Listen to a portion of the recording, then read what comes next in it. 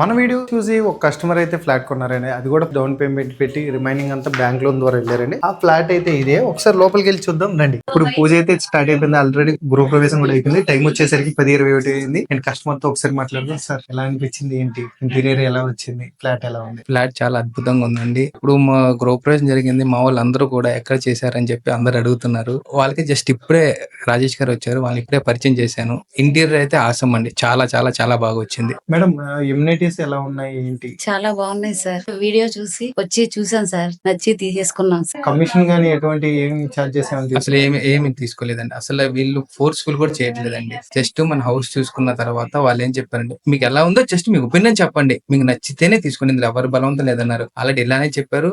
నాకే మళ్ళీ చూసిన తర్వాత రావాలనిపించి తీసుకున్నానండి. నేను ఈ ఫ్లాట్ చూడడానికి కనీసం 2 hours తిరిగాను. అంటే ఇదే బిల్డింగ్ లో నాకు ఓపిక కష్టపడి అన్ని ఫ్లాట్లు చూపించారు నాకు రాజేష్ గారు.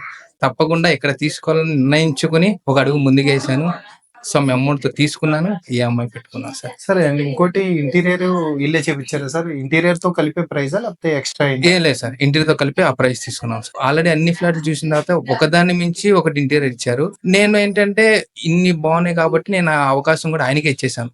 ఆయన చేసింది ఖచ్చితంగా నచ్చుద్దని అనుకున్నాను. అదే జరిగింది. మా ఇంట్లో అందరికి కూడా అదే నచ్చింది. సో కస్టమర్ ఫీడ్బ్యాక్ అయితే చూసారు కదండి. డైరెక్ట్ గా ఎటువంటి మీడియేషన్ కమిషన్ లేకుండా డైరెక్ట్ ఓనర్ కాంటాక్ట్ ద్వారా. So thank you so much.